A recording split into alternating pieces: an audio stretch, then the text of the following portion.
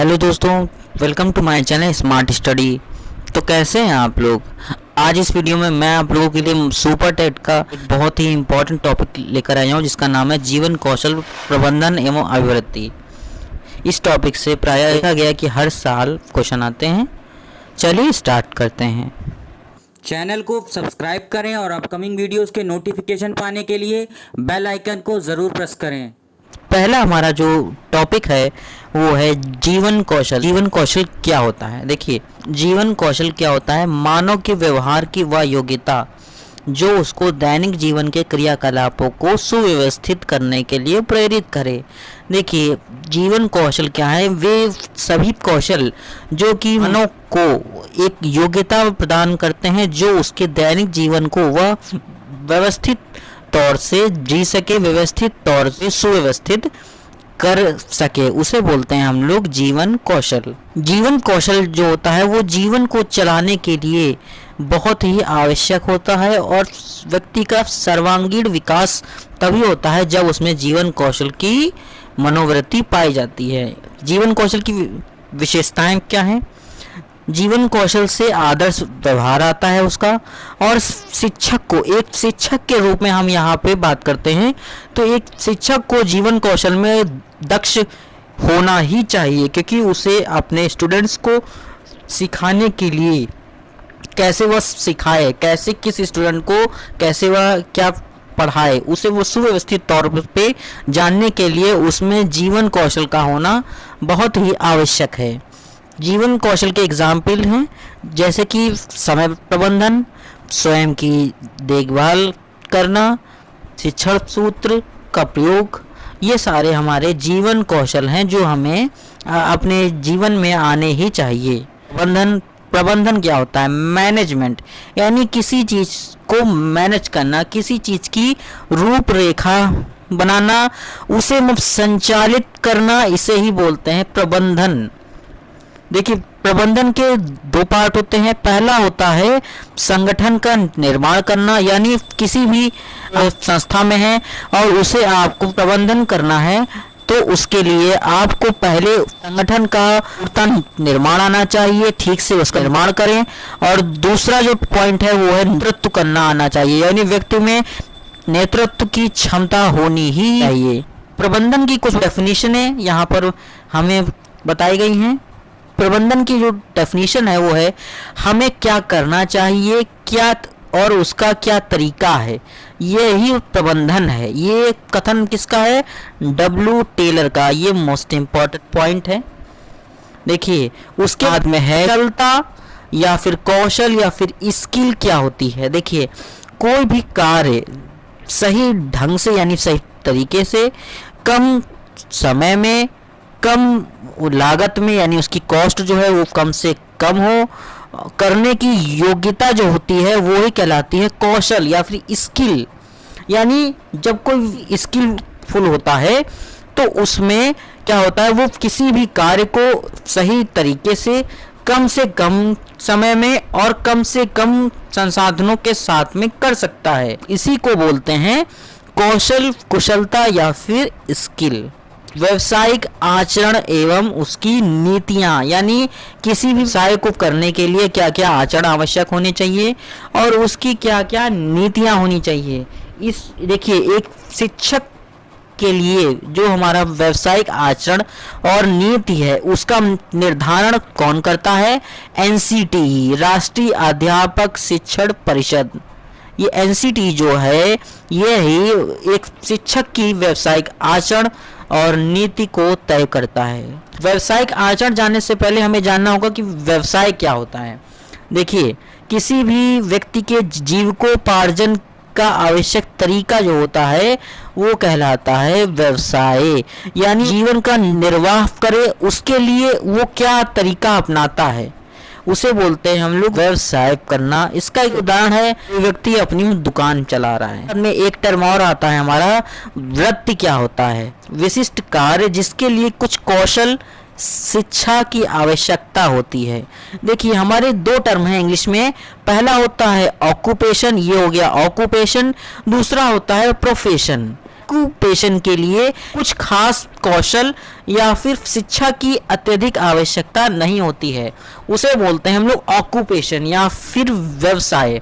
और प्रोफेशनल क्या होता है, प्रोफेशन क्या होता है, उसके लिए एक विशिष्ट कार्य के लिए जिसके लिए कुछ कौशल की आवश्यकता होती है, कुछ स्किल्स की नीड होती है और कुछ आपको एजुकेशन की भी आवश्यकता होती है, उसे बोलते हैं वृत्ति या फिर प्रोफेशन। इसका उदाहरण है जैसे कि डॉक्टर हो गया, इंजीनियर हो गया, टीचर हो गया, ये सारे हमारे प्रोफेशन हैं। व्यावसायिक आचरण व नीति की डेफिनेशन क्या होती है? देखिए, नैतिकता का वह रूप जो कि व्यवसाय में सहायक हो उसे बोलते हैं व्यावसायिक आचरण और उसकी नीति। इसके सिद्धांत कौन कौन से हैं? जैसे कि ईमानदारी व्यक्ति में होनी चाहिए, व्यक्ति के आचरण में एक ईमानदारी होनी चाहिए और गोपनीयता होनी चाहिए, यानी उसे अपने कार्य के प्रति ईमानदार होना चाहिए और उसकी गोपनीयता को कभी भी भंग नहीं करना चाहिए, यानी कि उसके नियम कानूनों को हमेशा पालन करना चाहिए। तो ये हमारा कहलाता है व्यावसायिक आचरण व उसकी नीतियों के सिद्धांत। इसके बाद में हमारा जो टर्म आता है वो आता है ब्लू बुक। क्या होता है ये? इसमें यह एक ऐसी किताब है जिसमें व्यवसाय के मापदंडों का उल्लेख होता है कि कैसे कैसे क्या क्या मेजरमेंट, क्या क्या उसके रूल्स एंड रेगुलेशन है किसी भी व्यवसाय के। उस किताब को एक टर्म का नाम दिया गया है ब्लू बुक। उसके बाद में आता है शिक्षण नीतियाँ। देखिए, शिक्षण जो नीतियां होती हैं, शिक्षण नीति की आवश्यकता एक शिक्षक को सर्वाधिक होती है। आवश्यक तरीके से शिक्षण के लिए, किसी भी टीचर के लिए शिक्षण हेतु जो भी आवश्यक तौर तरीके हैं, कैसे वो किसी को पढ़ाए, किन किन वो शिक्षण सूत्रों का प्रयोग करे, किन के शिक्षण कौशलों का प्रयोग करे, कैसे कैसे वो विधियां अपनाता है, तो इनको बोलते हैं शिक्षण नीतियां। ये दो टाइप की होती हैं। पहला होता है हमारा प्रभुत्ववादी, दूसरी होती है हमारी जनतांत्रिकवादी। देखिए, प्रभुत्ववादी का मतलब है, इसका जैसे कि नाम से जाहिर हो रहा है, प्रभुत्ववादी ऐसी नीतियां इसमें एक शिक्षक जो है वो प्रभुत्ववादी होता है, ये शिक्षक केंद्रित होती हैं।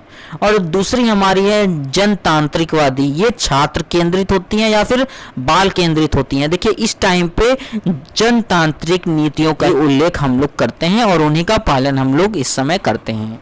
पहले के टाइम पे क्या होता था, प्रभुत्ववादी नीतियों का पालन किया जाता था, जैसे कि व्याख्यान कौशल एक शिक्षक है वो होता जा रहा है और बच्चे सिर्फ उसको सुनते हैं और उसको अपनी कॉपी में नोट करते हैं, तो ये होता है प्रभुत्ववादी।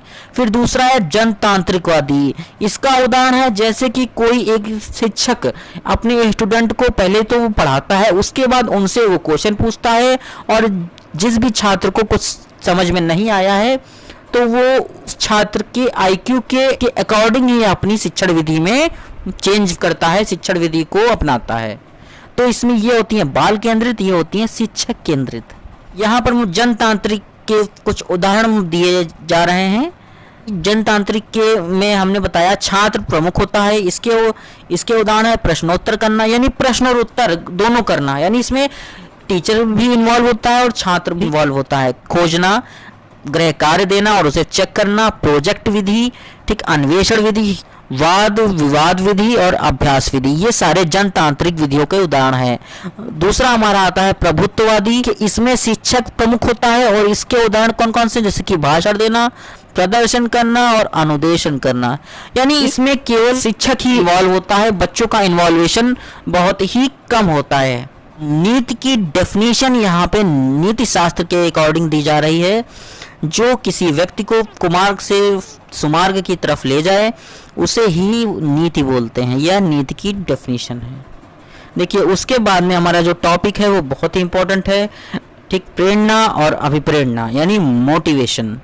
ये हमारा बहुत ही इंपॉर्टेंट टॉपिक है, हर साल इससे क्वेश्चन आते हैं।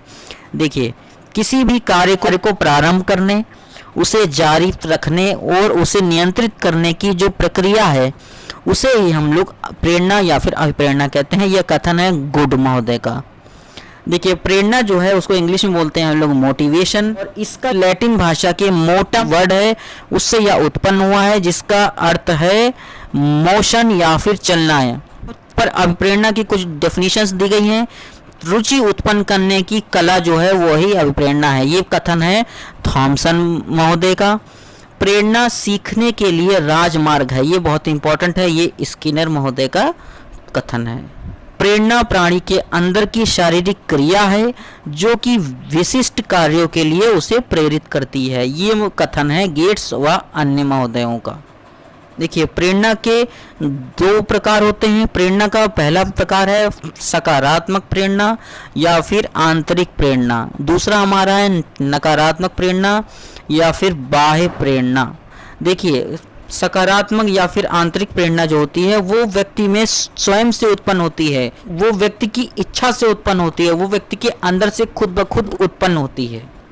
और जो हमारी नकारात्मक या फिर बाह्य प्रेरणा है, इसके लिए बाह्य कारक व दबाव का प्रयोग होता है, उसके कारण व्यक्ति में प्रेरणा और अभिप्रेरणा उत्पन्न होती है। अब सकारात्मक प्रेरणा होती है, व्यक्ति अपनी इच्छा से करता है और व्यक्ति उसमें सुख और संतोष की प्राप्ति करना चाहता है। और इसके जो उदाहरण है, जो हमारी बाह्य व नकारात्मक प्रेरणा है, इसके उदाहरण है प्रशंसा जो व्यक्ति की जाती है, किसी की निंदा की जाती है, किसी को अवार्ड दिया जाता है या फिर कोई दंड दिया जाता है, तो उसमें ये बाह्य कारक हैं जो व्यक्ति में प्रेरणा को उत्पन्न करते हैं। प्रेरणा की प्रविधियां कौन कौन सी हैं या फिर विधियां कौन कौन सी हैं? पुरस्कार देना, प्रशंसा करना, सफलता की चर्चा करना या फिर उस व्यक्ति को सफल होना, कोई भी प्रतियोगिता के माध्यम से हम उसे प्रेरणा प्रदान कर सकते हैं, उसे दंड देकर, उसकी निंदा करके। सफलता किसी व्यक्ति को प्राप्त होती है तो वह भी एक प्रकार की प्रेरणा ही होती है, क्योंकि व्यक्ति जब तक असफल नहीं होगा तब तक वो आगे बढ़ने के लिए प्रयत्नशील नहीं होगा। सहयोग या भी एक प्रकार की प्रेरणा ही है, बाह्य कारक है ये। देखिए, प्रेरणा या फिर प्रेरक। देखिए, प्रेरक क्या होते हैं? बाह्य कारक, ऐसे कारक जो कि प्रेरणा को दान करें, वो कहलाते हैं प्रेरक। ठीक, दो प्रकार के होते हैं। पहला होता है जन्मजात प्रेरक, दूसरा होता है अर्जित प्रेरक। देखिए, प्रेरणा भी दो प्रकार की हो सकती है, जन्मजात और अर्जित, और प्रेरक भी दो प्रकार का हो सकता है, जन्मजात और अर्जित। ठीक है, प्रेरक कारक जो कि प्रेरणा उत्पन्न करें। देखिए, जन्मजात जो है वो वही सकारात्मक प्रेरणा है जो कि व्यक्ति में जन्म से होती है। अर्जित प्रेरणा का मतलब है प्रेरक जिनको व्यक्ति अर्जित करता है, उसके पश्चात उसमें प्रेरणा उत्पन्न होती है। देखिए, प्रेरक जो है यहाँ पर एक और क्लासिफिकेशन दिया जा रहा है। पहला है आंतरिक, जन्मजात, शारीरिक या फिर जैविक, ये चारों नाम एक ही हैं। और दूसरा हमारा है बाह्य प्रेरणा या फिर प्रेरक, अर्जित प्रेरक, सामाजिक प्रेरक। तो इसमें जो आंतरिक, जन्मजात, शारीरिक और जैविक, इनमें क्या क्या आता है? जैसे आत्मरक्षा की भावना, भूख लगना, प्यास, नींद और आराम। बाह्य, अर्जित व सामाजिक प्रेरक है, इसमें प्रशंसा करना, आत्मगौरव की भावना होना और सम्मान की भावना होना, ये दोनों क्लासिफिकेशन है। उसके बाद में हमारा जो नेक्स्ट पॉइंट आता है, अभिप्रेरणा के सिद्धांत कौन कौन से हैं। देखिए, अभिप्रेरणा का जो सिद्धांत है, पहला जो सिद्धांत है वो है मनोविश्लेषण सिद्धांत। ये किसके द्वारा हमें दिया गया था? सिगमंड फ्रायड के द्वारा। इन्होंने बताया था कि प्रकृति में चेतन मन और अचेतन मन पाया जाता है। जो अचेतन है वो 9/10 होता है और जो चेतन मन है वो 1/10 होता है। दूसरा हमारा जो प्रेरणा का सिद्धांत है वो है मूल प्रवृत्तियों का सिद्धांत। ये किसने बताया था? मैकडूगल के द्वारा। इन्होंने 14 प्रकार की मूल प्रवृत्तियां बताई हैं। अभिप्रेरणा के कारक कौन कौन से? जैसे मूल प्रवृत्तियां और अचेतन मन, ये अभिप्रेरणा के कारक हैं। तीसरा हमारा जो सिद्धांत है वो है अंतर्नोद प्रबलन का सिद्धांत। ये किसके द्वारा हमें दिया गया था? हल के द्वारा। चौथा हमारा है प्रोत्साहन का सिद्धांत, यानी कॉफमैन के द्वारा दिया गया था। पांचवा है हमारा शारीरिक क्रिया का सिद्धांत, यानी व्यक्ति जो है शारीरिक क्रिया के द्वारा प्रेरक को प्राप्त करता है और अभिप्रेरणा उत्पन्न होती है, ये दिया गया था मॉर्गन के द्वारा। जो छठा हमारा है, जो कि मोस्ट इंपॉर्टेंट हमारा जो सिद्धांत है, वो है मांग और आवश्यकता का सिद्धांत। ये सिद्धांत मांग और आवश्यकता के नाम से मशहूर है। इसको दिया था अब्राहम मैस्लो ने।